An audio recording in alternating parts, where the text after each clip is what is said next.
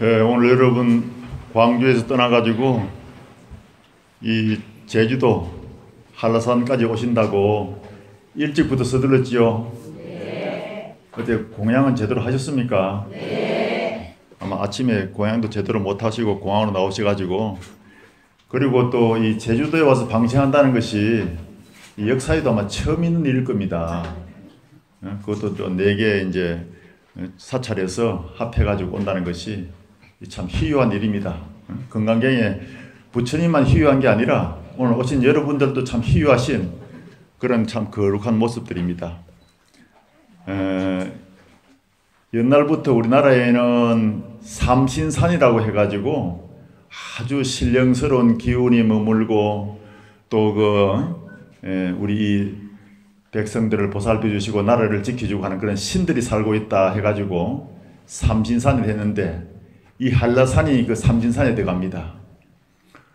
삼신산이 어딘고 하면은 복례산이라 하는 금강산이, 복례산 그 금강산이 삼신산 중에 들어가고, 또 방장산이라고 하는 지리산이 또 삼신산 중에 하나 들어가고, 또 한라산 이 영주산이라 그래요. 영주산이 또 삼신산에 들어갑니다. 그래서 옛날부터 우리 옛 스님들은 좀 여유가 있으면은 이 삼신산에 가서 참배하고 유람을 하면서 거의 이제 마음을 참 담아가지고 정성을 들이고 발언하고 그 삼신산에 가서 길을 받는 그것이 평생 소원 중에 하나였습니다. 중국 사람들이 한국에 금강산에 한번 가서 유람하는 것이 참 그 소원이다 하듯이, 우리 한국에 계시는 옛날에 스님들께서는 삼신산을 그렇게 아주 참 소중하게 생각하고 마음에 담고 그 산에 가서 길을 한 받고 그 신령스러운 그 기운이 맺혀 있는 그 산에 가서 발언을 하고 공을 한번 드리겠다 이런 마음 먹고, 그래서 그 삼신산 중에 오늘 이 한라산이 그 중에 하나 속하는데, 이 한라산에 와서 여러분들이 또 이제 큰절 관음사에서 법회를 보고 또 방생을 하게 됐다는 것은 정말 참 희유한 일이고 참 아주 참 뜻깊은 일이라 생각됩니다. 여러분들이 아침부터 일찍 서둘러 가지고 비행기를 타고 오시는데 좀 정신이 오락가락하고 좀 정신이 좀 그렇잖아, 그죠? 그래서 내가 피로를 풀어주기 위해서 삼신산 그 이게 옛날부터 내려오는 그 가락 노래를 하나 탁 부르고 그래 들어가야 여러분들이 피로가 풀리고 힐링이 될 거 아닙니까? 좋습니까? 네.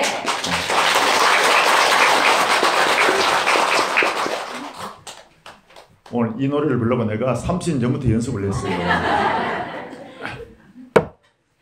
망고강산 유람할 때 삼신산이 어디면요, 일복내 이방장과 삼영주 이 아니냐, 쭉장 짚고 붕을 실어 복례산을 올라갈지, 경포 동정호 명월을 구경하고 천간증 낙산사랑 총석정을 구경하고 단발령을 얼른 넘어 복례산에 올랐으니, 백척폭포 급한 물은 은하수를 기울인 듯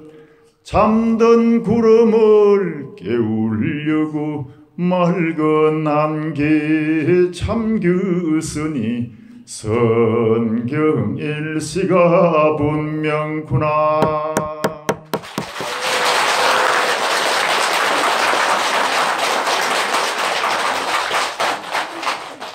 옛날 이제 우리들이 이제 처음에 선방에 쭉 다닐 때 그 전라도 출신 도인 스님이 큰 스님 계시는데 정강 스님이라고, 지금 인천 영화사의 송담 스님의 스승이 되시는데 그분이 참 이 가락을 참 좋아하고 했습니다.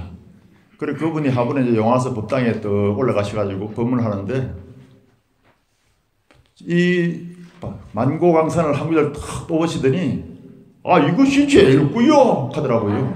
제일구가 뭐냐 하면은 도를 깨달은 사람이 첫 내줄 수 있는 아주 진리의 첫 구절이 이 제1구인데 여기에 만고원산 내용이 다 담겨 있다는 거예요. 이 만고원산이야말로 진리 중에 진리요 제1구다 이렇게 얘기하시는데 너무 멋있어가지고 야, 참 근사하다. 그래 이 스님이 옛날에 이제 이게 만행을 할 때 저 금강산도 가시고 했는데 국악인 송록기라는 사람을 만나가지고 따라다니면서 그 소리를 듣고 너무 좋아가지고 그 정강 스님이 가야금도 들어주고 이러면서 좀 배웠답니다.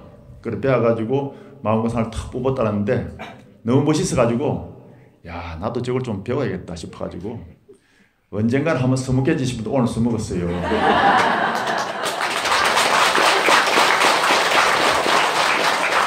그래 인천 용화사에서 해절하고 저 광주로 딱 내려와가지고 원각사에 이제 그때 우리 사장님이 주지라고 있었는데 원각사에서 가만 알아보니까 광주 여기가 옛날부터 창을 참 유명하고 소리를 잘하는 곳인데 누가 제일 잘하는가 알아보니까 전남 무형문화재 제1호가 누구냐면 공대일 선생이요. 공옥진 씨 아버지예요. 그분을 딱 찾아갔더니 스님이 뭘 하고 싶습니까? 아이고 선생님 만고왕산 하나 가르쳐 주십시오. 스님이 한번 해보시오. 그런데 그분이 참 실력자예요. 아주 전남 지방 무형문화재 1호라고 할 만큼 실력자가 왜 실력자냐면은 저 목소리가 좀 이렇게 들어보더니 내 목소리에 맞는 톤으로 그걸 가르쳐 주더라고요. 그래서 오늘 아침에 부른 거는 1절만 불렀어요. 2절은 또 있어.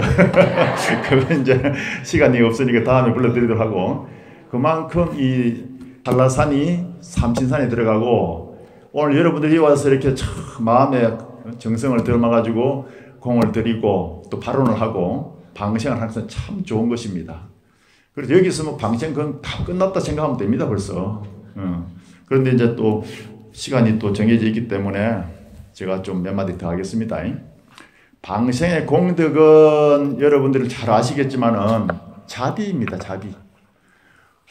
부처님 당시에 부처님을 그렇게 아주 뭐 참 괴롭힐 정도로 참 그렇게 부처님을 늘 뭐 잘못된 게 있으면 뭐 시비하고 지적하던 사람이 제바다를 들어가고 있었는데 부처님 사촌 동생이에요.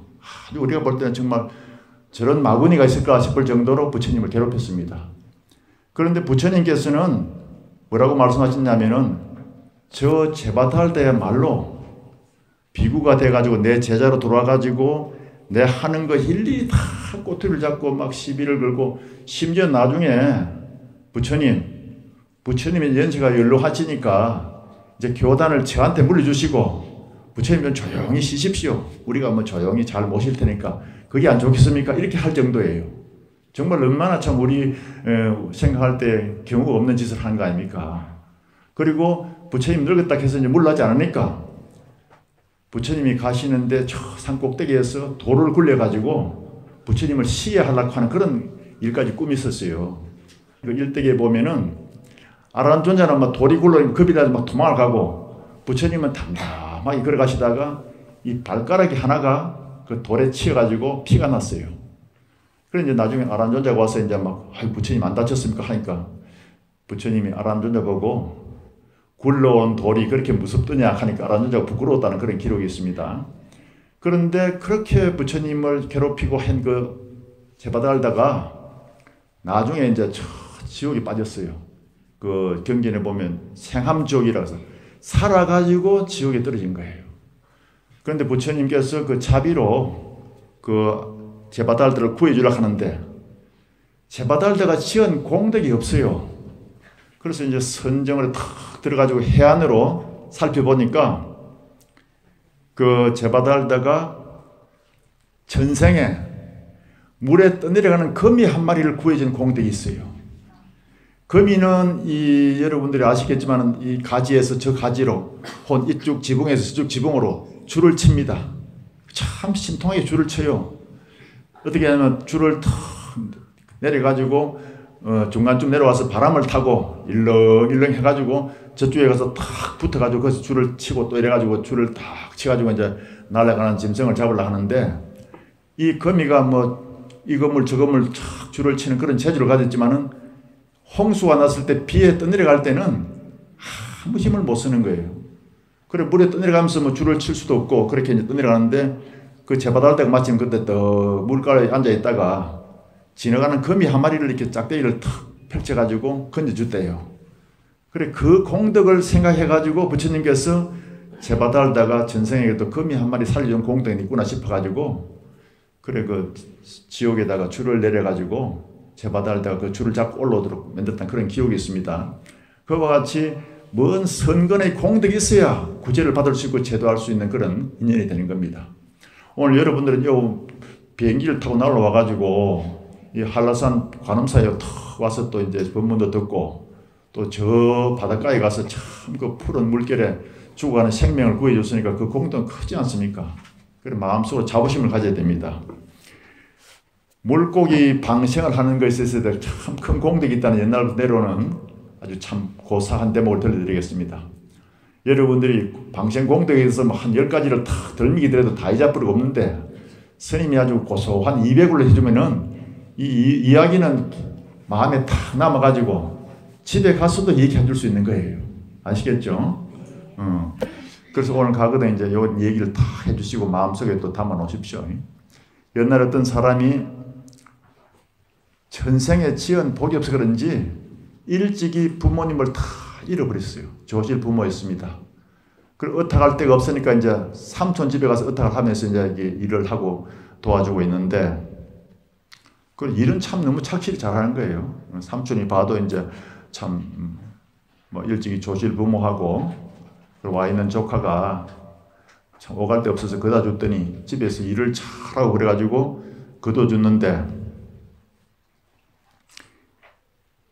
이 조카가 이제 크면서 뭐 마당도 잘 쓸고 뭐 나무도 해오고 이렇게 잘하니까 나중에 참 장계 갈 때쯤 되면은 한 살림을 잘 차려줘야 되겠구나 이렇게 생각하고 있는데 그 삼촌 집이 좀 잘 사는 부잣집이에요. 그 사랑방이 있어가지고 사랑방에는 늘 지나가는 길손들이 묵고 가고 하는데 거기에 사주 관상 잘 보는 사람이 늘 나와가지고 이제 묵고 가는 사람이 한 명 있었습니다. 그리고 그 사람이 오면 이제 삼촌하고 얘기도 하는데 여러분 다 뭐 보러 다 간 사람들 있죠? 여러분 관상도 한번 보고 사주도 한번 본 사람 다 많잖아요. 이 요새도 인기 좋지만 옛날에도 인기 좋았습니다. 그래가지고 그 이제 사주 보고 관상 보는 사람이 턱 오면은 이 사람 좀 유명한 사람인가 봐. 그래서 삼촌하고 이제 얘기를 하는데 그때 마침 이제 이 조실 부모한 조카가 이제 앞을 뚝 지나간 거예요. 물건을 들고 지나가니까 그 관상 보는 사람이 저 사람이 누구지? 그러더라고요. 내 조카인데 그래 내 집에 와서 지내고 있다 하길래 저 사람이 일찍이 조실 부모하지 않았냐고 하길래 그렇다고 이러는데 그래서 삼촌이 궁금해가지고 그래 왜 그러시오? 우리 조카 뭐가 보이요? 하길래 한숨만 내쉬는 거예요. 그래서 조카가 이제 지나가다가 자기 일 하는 것 같아가지고 그 집 뒤에 기둥 뒤에 가서 이제 뭐라 하는가 들어봤어요. 그래서 삼촌이 이제 이왕이면 와서 그냥 한마디 해보시라고 그렇게 하니까 이 관상 보는 사람이 참 내가 이런 얘기를 해야 될지 모르겠는데 저 사람은 하도 전생에 지은 복이 없어가지고 조실 부모를 했는데 그런데 저 사람이 있으면은 그 있는 집도 조금 그 안 좋은 기운이 있다고 하는 거예요. 옛날 부처님 경전에 향을 산 종이는 그 향을 비워버려도 그 향기가 남아있고 고기 비늘을 산 종이는 그 나중에 그 놔두거나 고기를 치우고 난 뒤에도 보면은 비린내가 난다 하잖아요. 그와 같이 안 좋은 기운을 가진 사람이 같이 집에 있으면은 그 집안도 기운이 안 좋아진다 하니까 삼촌도 뭐 참 그 얘기 안 들은 것보다 못 하잖아요. 그래서 그러냐고. 그래서 삼촌도 아무 말도 안 가만히 있었는데 지나가다 이제 뒤에서 숨어서 이제 들은 그 조카는 더 마음이 부담이 되는 겁니다. 그날 전하게 생각하기를 내가 참 삼촌이 잘 거둬줘가지고 이렇게 컸는데 내가 정말 여기 와 있으면 삼촌 집까지 가세가 기울어진다 하면은 내가 몹쓸 짓을 하는 게 아닌가. 내가 삼촌을 위한다 하면은 하루 빨리 이 집을 떠나야겠구나 생각하고 이제 밤에 이제 짐을 꾸려가지고 단보짐을 딱 사고는 그 다음 아침에 이제 삼촌한테 인사를 드립니다. 저 삼촌 오늘 제가 좀 떠날랍니다. 어이구 어디로 가려고 하는데? 삼촌 참 죄송합니다. 어제 제가 그 사주 관상 잘 보는 사람이 와서 얘기하는 소리를 제가 지나가다 우연히 들었습니다. 제가 이따 하면은 삼촌한테 덕을 주지 못하고 해를 준다 하니까 제가 떠나는 게 맞다 생각하고 그렇게 결론을 내렸습니다. 그 삼촌도 더 붙잡지를 못하는 거예요. 그래 뭐 서운하지만 어쩔 수 없다 싶어서 그럼 잠깐 기다리라 하고 삼촌이 가서 이제 노잣돈을 좀 두둑하게 참 그동안 뭐 수고도 많이 하고 일도 잘했으니까 노잣돈을 두둑하게 챙겨가지고 그래 어디 가더라도 열심히 살면 된다. 아무리 뭐 사주팔자가 안 좋다 해도 열심히 애쓰고 사는 사람은 또 지어놓은 복을 또 지어가지고 또 잘 안 살겠나. 그리고 위로를 해줘서 보냈습니다. 그래 이제 보따리에다 용돈을 받아가지고 이제 딱 울러미고 가는데 한참 가다 보니 강을 건너야 되는데 거기에 마침 사람들이 강물을 보로를 막아가지고 1년에 한 번씩 막는다는데 그 보로를 막아가지고 다른 데로 물길을 돌리고 고기를 잡았는 거예요. 고기를 잡아가지고 그 시계마다 고기를 살아있는 고기를 한 짐씩 사가지고 이제 다 이렇게 잡아놓고는 담배를 한 대 피면서 쉬고 있는 겁니다. 떠나려고. 그래 고기를 팔러 가려고 하는 모양인데 저 고기 신세하고 이 조카가 생각하기를 내 신세하고 똑같구나. 내가 어디 가더라도 뭐 참 나를 그다 주는 사람마다 참 불행해진다 하니까 내가 참 뭐 살아있은들 아무 보람이 있겠느냐. 그래서 삼촌이 돈을 좀 주는데 이 돈을 가지면 내가 뭐 하느냐. 저 고기들이나 좀 살려주자 싶어가지고 다가가가지고 그 고기 잡은 그 어부들한테 아, 이 고기 팔 겁니까? 하기는 어부들이 아, 돈만 많이 주면 팔지요. 아, 그래요. 그러면 돈을 얼마치 치면 되겠습니까? 하기는 뭐 한 짐에 고기 그 물탱크에 담은 그 한 짐에 그게 얼마씩 하니까 가만히 해보니까 계산하니까 충분히 사고 남을 돈이야. 그러면 내가 이 고기를 다 살 테니까 파십시오. 아, 이 어부들이 치고 저 멀리 가려고 하면 힘드는데 여기서 바로 살아나기 좋지 않습니까? 아, 그럽시다. 그렇게 하고는 이제 떡 샀는데 내 부탁이 하나 있습니다. 뭡니까? 이 고기를 치고 저쪽 강물까지 좀 가주세요. 그래 강을 이제 물을 돌려가지고 저쪽 강을 흐르게 했으니까 그쪽까지 좀 지고 하니까 그거는 바로 뭐 얼마 안 되니까 아, 그렇죠. 그래 강물 쪽에 더 가가지고는 수고스럽지 않은 고기를 좀 물에 살려주세요. 아니 돈 주고 사가지고 왜 고기를 살려줍니까? 하기는 아이 내가 오늘 좋은 일을 한번 하려고 그럽니다. 주가 생명이니까 오늘 내가 뭐 참 좋은 날이니까 그래 그 살려주라고 싶은 마음이 있으니까 살려주세요. 하기는 허허 참 고기 사다가 참 죽어가는 고기를 살려주는 사람 처음 봤다 하면서 고기를 막 탁 불어주니까 고기가 팍 좋다고 막 헤엄쳐 가거든요. 그래 다 해주고 이제 그렇게 당신들은 뭐 돈을 받았으니까 뭐 행통한 생각하지 마시고 돈 받았으면 좋지 않냐고. 그리고 멀리 지고 할 것도 없이 여기서 팔았으니까 더 시원하게 좋지 않냐고. 수고했습니다. 그래 잘 가십시오 하고 헤어졌습니다. 그래 어디 가서 이제 사람이 이제 일을 해주려 하니까 그 삼촌 집에 급하게 나온다고 지게를 안 쥐고 나온 거예요. 아유 가서 내가 지게는 쥐고 와야겠다. 그러면 다시 이제 돌아가지고 이제 그 삼촌 집에 지게를 쥐러 갔는데 어제 그 관상장이 아직도 안 가고 있는 거예요. 그래 쓱 지나가니까 관상장이 이상한데 가더래. 그래 이제 삼촌이 어떻게 왔냐 물으니까 아이 참 제가 아침에 급히 나간다고 지게를 두고 갔는데 삼촌 어디 가더라도 지게 품팔이를 하더라도 밥벌이 하려고 하면 지게를 지고 와가야 되겠습니까? 아 그러냐고. 그래 가져가라. 이렇게. 그래 가서 열심히 잘 살아 하고 헤어졌습니다. 그래 가서 내가 어느 집에 가서 또 무슨을 산다 해도 그 집이 안 좋으면 안 되니까 내가 의지할 때라고는 대자 대비하신 부처님 절에 가서 일을 해주면은 부처님은 참 도력이 있으시니까 내 업장을 좀 녹여주시고 절에 가서 살면은 내가 그 절에 피해는 안 주고 잘 살 거 아닌가 싶어서 이제 절에 가서 이제 의타하고 살기를 하고 절에 갔습니다. 그러니까 이제 주의스님이 참 젊은 사람이 왔으니까 그렇게 저리 와서 살아라고 이제 방을 주고, 그래 저리 뭐 허들의 일도 도와주고 살아라고 했습니다. 그래 거기서 이제 허들의 일을 하면서 사는데, 주의심이 가만 보니까 참 사람이 괜찮은 사람이 아까운 거예요. 그 스님 하락한 게 스님 할 자신도 없다 하고, 그러니 글 공부를 좀 했다는 게 뭐 조금 천자문화 좀 배웠다 그래요. 그러면 공부를 좀 하라고. 젊은 사람이 그냥 있으면 안 되니까 공부를 하라고 공부를 좀 시켰어요. 그러면 아주 머리가 참 좋아져 공부를 너무 잘하는 거야. 그래 이제 스님이 가르칠 만큼 한 3년을 가르쳐 나니까 더 이상 가르칠 게 없어요. 그런데 스님의 그 옛날에 그 속가에 있을 때 그 친구 되는 사람이 열심히 공부해가지고 과거 시험에 나가진 않고 서당 훈장이 돼가지고 글을 가르치는 그런 친구가 있었어. 네 실력을 보니까 내가 더 이상 가르칠 건 없다. 우리 친구가 참 서당 훈장한 사람인데 그분이 참 유명한 선비다. 그 옛날에 이제 공부를 열심히 하고도 과거 시험에 나가지 않고 그냥 묵혀 사는 사람을 벼슬에 욕심이 없다 해가지고 그 사람들을 처사라 해불렀어요. 처사. 요새 보통 처사님 하잖아요. 그런데 그분들은 옛날 같으면은 굉장히 숨어 사는 그런 훌륭한 선비라는 뜻이에요.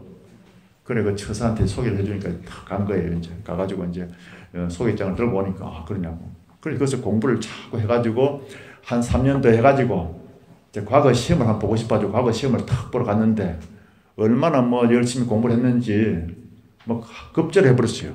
자원급제가 된 거예요. 그래 자원급제가 되면 이제 이게 사또 발령을 받는데 처음에 바로 이제 발령 받는 게 아니고 주위에 이제 좀 이렇게 참모 역할로 좀 일을 도와주고 하다가 나중에 한 10년 만에 이제 사또 발령 받았는데 어디 가서 가고 싶었냐 물으니까 자기 고향에 가고 싶다 했어요.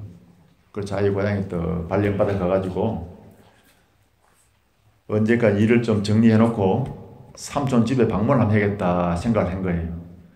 그래 이제 이방을 시켜가지고 그 삼촌 집은 지금도 부자로 잘 살고 있는데 거기에 사또가 간다 캐라 해놓으니까 삼촌이 생각할 때는 아이고 사또님이 온다 하니까 참 경사스러운 일을 하지만 너무 겁이 나가지고 막 집안을 소지를 깨끗이 하고 막 음식도 장만하고 이러는데 사또가 이제 촥 온 거예요. 이제 왔는데 뭐 고개를 부들부들 떨면서 삼촌이 이제 막 얼굴도 못 쳐다볼 정도로 막 한 거예요. 그러니까 사또가 이제 그 정복을 촥 입고 오니까 얼마나 멋있습니까? 동네 사람 다 구경하다 나온 거예요. 그래 이제 인사를 딱 하고는 삼촌 저 아시겠습니까? 깜짝 놀라거든요. 아니 천하에 빌어먹는다고 데리고 있으면 재수 없다 하던 그 조카가 사또가 되어왔다 하니 완전히 이게 참 달라진 거 아닙니까? 누구시오? 하긴 옛날에 저 갔던 그 조카입니다. 아이고 이거 어떻게 돼 있냐고 막 손을 잡고 이러면 부들부들 떨고 있는데 그래 보니까 관상쟁이가 마침 그 와 있었어. 관상쟁이가 이제 막 당황할 거 아닙니까? 빌어먹는다고 내치락한 사람인데 사또 어린 늑대 왔으니까 말이지. 그 관상쟁이가 뭐 이리 붙다가 왜 있다 내가 큰일 나겠다 싶어서 도망을 가려 하다가 그 멈춰라 하니까 관상쟁이가 떡 멈췄어요. 그래 너가 날 보고 아주 박복해서 집에 있으면 재수까지 없다 했는데 너 이놈 네가 얼마나 사람들한테 혹세무민하면서 거짓말을 해가지고 여러 사람들에게 그렇게 피해를 주겠느냐 너 죄를 알렸다. 그러니까 아이고 예 죽을 죄를 졌습니다. 사또는 어쨌든 죽여주십시오. 아이고 죄송하다 하면서 막 땅을 뿔거든요. 그래서 이제 네가 그렇게 잘못 본다 하면 여러 사람한테 돈을 받아먹고 얼마나 헛짓게를 짚었느냐 이렇게 하니까 이 관상 보는 사람이 그런데 사또어른 한 가지 물어볼 게 있습니다. 죽기 전에 한 가지 꼭 물어볼 게 있다는 거예요. 뭐냐 그러니까 그때 제가 아주 그 박복하다고 해가지고 그 떠나셨는데 그때 지게를 가져왔을 때 보니까 완전히 관상이 달라져 있었습니다. 그때 무슨 일이 있었는지 그게 지금도 내가 궁금한데 한번 들어봅시다 그랬어요. 그래. 그때 내가 삼촌한테 노잣돈을 많이 받아가다가 저 강을 건너갈 때 그 강에서 고기를 잡은 사람들을 보고 그 고기가 벌떡벌떡 뛰고 있는 것이 하도 불쌍해가지고 아이고 뭐 집 떠나 나온 내나 저 이제 목숨이 죽어가는 저 고기 때나 비슷하다 싶어가지고 내 고기를 다 사서 방생을 시켜주느니라 그랬어요. 그러니까 사또한테 무릎 꿇고 지금 이제 벌을 받으려고 하는 그 관상쟁이 하는 말이, 사또 어른, 제가 잘못 본 것이 하나 딱 있습니다. 무엇이냐? 관상이 아무리 잘생기고 정확하다 해도 옛날부터 손금보다 정확하지 않다 합니다. 왜냐하면 여러분들이 요 뭐 얼굴에 요 뭐 좀 뭐 있어도 요 뭐 화장을 진하게 해버리면 거기 안 보이잖아요. 응? 그러니까 거의 정확하지 않다는. 그런데 손금에는 화장할 수도 없잖아요, 그죠? 손금보다 못하고 관상이 불여 수상이라 그런 말이 있어요. 관상이 잘생겨도 손금보다 정확하지 못하고 수상이 불여 골상이라, 이 손금이 아무리 잘생겨도 뼈대가 잘생긴 것보다는 못하다 그래요. 그 골상이 그만큼 중요하다 그래요. 그리고 여러분들이 선 볼 때 이 손금 먼저 보지 않잖아, 그죠?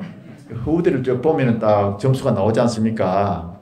예, 그 골상이 잘생긴 분은 어떤. 그런데 옛날부터 골상이 불여 심상이라, 골상이 아무리 잘생겨도 마음 잘 쓰는 사람, 용심 잘하는 사람보다는 못하다 했는데, 저는 그 마음을 볼 수가 없었으니까 그때 하나를 딱 놓쳤습니다. 그때 그 사또 어른께서 가다가 그 고기를 살려줬다는 그 마음, 그 용심이야말로 천하에 무량한 대복을 지은 것인데, 그 사또 어른께서 젊었을 때 그런 큰 용심을 베풀어 가지고 고기를 방생해 줘가지고 죽어가는 생명을 구해준다는 그런 큰 복을 지을 것은 그것을 짐작하지 못했기 때문에 저는 눈에 보이는 것만 보고 얘기했는데, 지금 생각하니까 제가 크게 실수를 한 것 같습니다. 그래, 그걸 참 정말 중요한 그 심상 보는 것을 놓쳤기 때문에 오늘 이렇게 내가 사또 앞에서 참 죽여주십시오 하고 이렇게 엎드린 꼴이 됐습니다. 그렇게 하거든. 그래, 이제 이 사또 어른이, 그래, 사람한테는 관상도 보고 수상도 보고 골상도 보지만은 네가 마지막에 꼭 들려줘야 될 게 있다. 아무리 그게 안 좋아도 열심히 살고 마음 잘 쓸어서 여러 사람한테 베풀면은 그것을 초월할 수 있다는 힘이 있다는 것을 네가 알려주라. 그렇다면은 내가 네 죄를 용서하겠다 하기는, 아이고 사또는 앞으로는 열심히 사또는 참 입신 출가한 그런 얘기를 하면서 제가 꼭 사람들한테 그걸 알려주겠습니다. 그렇게 하고는 이제 그 다음부터 이 사주 관상쟁이가 아무리 사주 관상이 안 좋은 사람이 오더라도 이것을 초월할 수 있는 힘은 뭡니까? 마음이라 했죠. 마음에서 다 이루어진 거니까 마음을 잘 쓰면은 이걸 다 뛰어넘을 수 있습니다. 그러니까 마음을 잘 써가지고 많이 베푸시고 많이 적선도 하시고 또 그렇다 해서 또 겸손하고 또 겸덕을 가지시고 그래 살면은 다 초월할 수 있다는 걸 알려줬답니다. 잘 됐죠 오늘 여러분? 네. 박수 한번 치세요.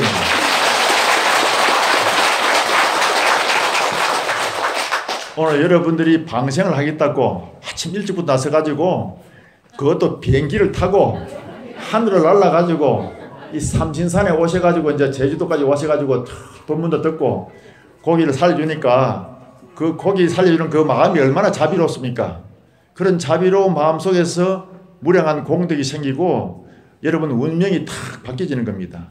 예, 그러니까 오늘 여러분들은 운명이 바뀌어지는 이 훌륭한 비결을 탁 터득을 했으니까 앞으로는 오늘 이 방생에 따른 이런 마음을 가지고 살생은 될 수 있으면 하지 마십시오. 그런데 고기는 사단부터 됩니다. 저 남방 부처님의 법을 그대로 지켜 있는 남방 불교에 가면은 태국, 미얀마, 캄보디아, 스리랑카 이런 데 가면은 그 나라에 계신 스님들이 우리 송황사에 국제 선언이 있어 가지고 그 와서 공부하러 옵니다. 그러면 이제 거기는 동양을 하러 다니니까 탁발 나가면 뭘 제일 많이 주요? 물었더니 닭고기를 제일 많이 준대요. 아까 우리 지대방에서 저 차 마시면서 얘기하는데 그 미얀마 같은 데는 닭을 한 7,000마리 팔아가지고 그 저 군용 비행기를 한 대 산답니다. 미국에다가. 그만큼 닭을 많이 키우고 어떤 양계를 많이 하는가 봐요. 그리고 양계장을 하니까 그렇게 닭고기가 많으니까 스님들이 탁발 나가면은 닭고기를 쭉 준비했다가 바로 때 잘 많이 넣어준답니다. 그런데 부처님 법은 주는 대로 먹는 거예요. 그러니까 이제 옛날에 어떤 스님이 그랬습니다. 스님들은 좋은 것도 다 받아가시고 안 좋은 것도 다 받아가시는데 어떻게 스님들은 그렇게 불평하는 데 없이 다 받아갑니까? 그러니까 비구성에 입은 아궁이와 같습니다. 그랬어요. 아궁이 뭡니까? 이런 불 때는 그 부엌이 아궁이지 않습니까? 젖은 나무도 타고 마른 나무도 타고 다 타잖아요.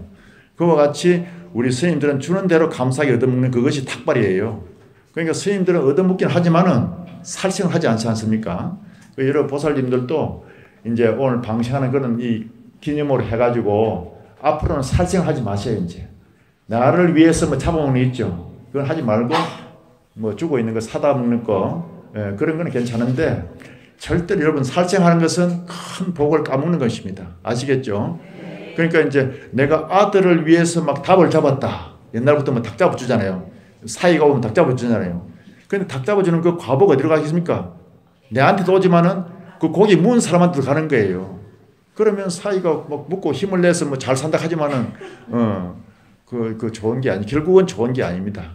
그러니까 될 수 있으면은 그런 걸 이치를 알아가지고 앞으로 이제 그렇게 좀 살생을 하지 말고 될 수 있으면 살려주시고 방생을 해주고 사다 정말 이제 고기 사다 먹을 때는 뭐 일단 잡아놓은 거 그것도 장사들도 먹고 살아야 되니까 그런 걸 사다가 이제 고기 요리해 먹으면 괜찮은데 우리 불자님들이 될 수 있으면 살생하지 말아요. 그만큼 큰 복을 까먹는 것이고 안 좋은 것이니까 제1불살생이라 그럽니다. 따라해보세요. 제1불살생. 우리 스님들은 또 제1불살생이고 보살계에도 제1불살생이 나옵니다. 살생하는 것이 그만큼 안 좋습니다. 그렇게 하시고 이제 오늘 제주도 와서 방생했다는 자부심을 가지고 또 우리의 운명을 바꿀 수 있는 것도 딱 내가 목표를 세우고 그 다음에 보시를 하는 거예요. 보시를 하면은 많이 적선을 하고 베푸는 거잖아요. 오늘 우리는 생명을 많이 보시하고 베푸는 거지 않습니까? 그게 자비가 생기고 그것도 내 운이 바뀌어질 수 있고 또 내가 하지 말아야겠다 싶은 것은 딱 지키고 안 해야 됩니다. 연예인 중에서 도끼라는 애가 있답니다. 엊그제 방송을 보니까 그 사람이 한 달에 쓰는 돈이 8천만 원이 된대요. 수입이 많으니까 그걸 쓰는데 차도 뭐 외제차가 뭐 3대나 있더라고. 근데 걔가 또 불자야. 자기 집에 불상을 딱 모셔놓고 항상 또 빨간 모자를 딱 쓰고 있고 그런데 내가 생각하기로 참 클 때는 어렵게 살아가지고 학교도 제대로 못 다니고 서울 와서 이제 음악을 하는데 이렇게 종사해가지고 작곡도 하고 노래도 부르는데 그렇게 돈을 많이 재가지고 뭐 골프 가방만 이래도 돈이 꽉 차 있고 하도 자기가 가난하게 살았기 때문에 돈을 이렇게 이 책장처럼 이렇게 수납장에다 재놓고 그걸 보면서 한 다발씩 갖다 쓴답니다. 그런데 이제 돈을 딱 책상에 올려놓으면 어머니가 다 또 고생하고 살았기 때문에 한 번씩 오시면은 어머니 가져가는 돈이 봉투가 하나 있는데 거의 500만 원씩 딱 담아놓으면 어머니가 가져간답니다. 그런데 보통 그렇게 막 사람이 이렇게 좀 사치하고 하면은 욕을 먹잖아요. 그런데 그 도끼라는 사람을 욕하는 사람이 아무도 없어요. 왜 욕 안 하느냐? 이 사람은 불자이기 때문에 자기가 지키는 신조가 딱 3가지가 있답니다. 첫째는 뭐냐? 술을 안 먹고 담배를 안 피고 그리고 다른 데 돌아다니지 않고 자기 볼일 끝나면 자기 집 와서 작곡하고 연구하고 하는 거예요. 그런데 제가 이제 오늘 법문하려고 봤는지 몰라도 우연히 보는데 그 집 옆에 이상민이라는 사람이 딱 살고 있는데 그 도끼 집에 4분의 1밖에 안 된대요, 집이. 그래 방문을 가는데 보니까 4분의 1이 아니고 8분의 1이에요. 그 이상민이 집보다 8배 되는 그 큰 집에 사는데 왜 이 사람이 욕을 안 먹냐 하면은 술, 담배를 안 하죠. 그리고 이 사람이 화를 안 낸답니다. 가다가 외제차를 타고 왔는데 누가 차를 박아도 밖에 나와서 한 번씩 웃고 그냥 가라고 이란대요. 그럼 그 사람이 그냥 아이고 미안하다 하면서 막 이렇게 막 가고 하는데 화를 안 낸대요. 그 내가 그걸 보고는 참 전생에 뭐 수행했던 스님인가. 저 티베트 가면 스님들이 철저히 자비심을 가져야 되고 그 다음에 화를 내지 말아 한대요. 화를 내면은 이 수행의 공덕을 불태워 버린대요. 여러분들도 화를 내지 말아야 돼요. 그리고 남을 욕하지 말아야 돼. 이 사람들 남을 욕을 안 한대요. 화를 안 내니까 남을 욕을 안 합니다. 화가 나면 어떻게 됩니까? 아이고 그 수학한 사람이라고 막 욕을 하게 되잖아요. 그 화를 안 내니까 욕도 안 하는 거예요. 그러니까 이 사람이 도끼라는 그 연예인이 남자 이제 젊은 사람인데 그렇게 돈을 째놓고 뭐 살고 뭐 차를 막 3개나 굴리고 막 지 나름대로 하는데 그걸 또 공개를 해요. 그렇게 나 이렇게 산다 하면서. 그런데 뭐 집에 보면 막 수영장까지도 있을 정도로 넓고 그래 좋은데 그런데 이제 이 사람이 나름대로 자기 질서가 철저한 거예요. 절대 술, 담배를 안 하고 화를 안 내는 거. 그 전생에 뭐 닦은 수행 공덕이 있겠죠. 그리고 불상을 딱 모셔놓고 하고 또 어디 뭐 이렇게 큰 뭐 대회가 있으면은 노래 부르러 가기 전에 법당에 가가지고 절에 가서 또 참선한테 앉아가지고 또 뭐 이렇게 기도를 하고 가는 거예요. 거기에서 사람이 자꾸 이렇게 발복이 되는 겁니다. 그래서 우리 스님들이 보고 그랬습니다. 저 사람이 어디 복이 있어가지고 일 한 달에 8천만 원 쓴단 말인가 했는데 우리가 보는 그 상에는 안 보이는 거예요. 그렇죠? 그 사람 마음속에서 그게 나오는 거예요.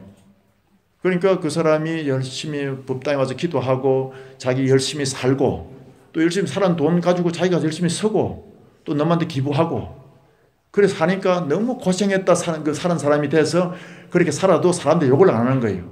그리고 교만하지 않고 항상 자기 룰을 지키면서 화를 안 내고 그 뭐 어떻게 실수해가지고 자기 차를 끌었으면 그 비싼 차 끌었으면 당장 화가 날 건데 그렇지 않잖아요. 쉽게 웃으면서 오히려 바친 당신이 더 얼마나 놀랬겠냐고 가라고 그냥 괜찮다고 이렇게 하면 뭐 그게 다 복이 되는 겁니다. 아시겠죠? 이제 그 방생 쫙 하고 집에 가서 이제 누가 뭐라 해도 화를 내지 마세요.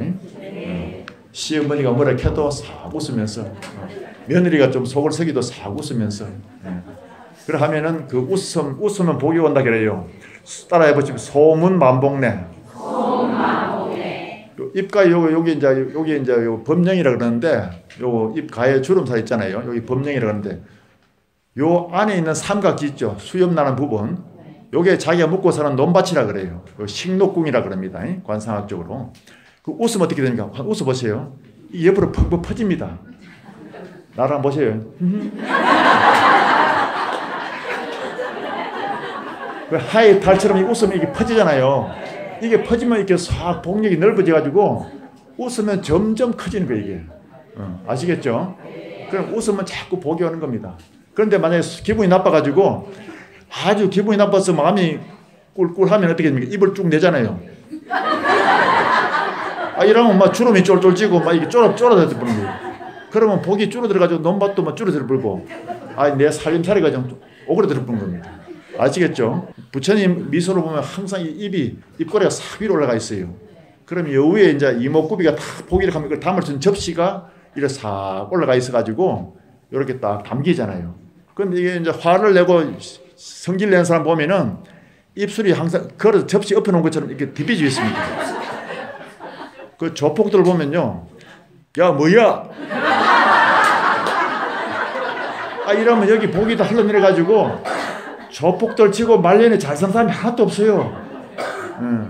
그러니까 항상 웃으면서 이렇게 싹 입을 이렇게 올리고 이게 이제 평소에 우리가 업이 있어가지고 화를 좀 내는 사람들은 거울을 보면서 미리 올리세요. 이렇게. 저 성문들이 항상 웃지 않습니까? 그 연습을 한대요. 이게 미리 올리는 연습을 한답니다. 이렇게. 그걸 보고. 앞으로 미리 올리시고. 그래 이제 우리가 경을 자꾸 읽고 연습을 자꾸 홍덕을 닦으면은 내 마음이 집중이 되잖아요. 거기서도 복이 오고 내 업장이 녹아집니다. 앞으로 열심히 잘하십시오. 아시겠죠? 자, 합장하십시오. 예전에는 게으른 사람이 이제와 부지런히 정진한다면 그 사람 능히 세상을 밝게 하리라. 구름을 헤치고 나온 달처럼 예전에는 방종했던 사람이 이제와 부지런히 정진한다면 그 사람 능히 세상을 밝게 하리라. 어둠을 헤치고 나온 해처럼. 합장 내리십시오. 여러분이 이제 방생하는 공덕으로 구름을 헤치 나온 달님처럼 어둠을 헤치 나온 해님처럼 그렇게 밝고 웃으면서 자비를 베풀면서 살아야 됩니다. 그러기가 그게 방생의 공덕이고 이 한라산에 와서 길을 많이 받아가는 것입니다. 여러분이 길을 많이 받아가시고 방생의 공덕을 담뿍 담고 가가지고 이제 앞으로 내가 제주도까지 가서 방생했는데 내가 이제 화를 안 내겠다 이런 마음 잡숴야 됩니다. 아시겠죠? 그러면 모든 일이 다 소만 성취될 것입니다. 감사합니다.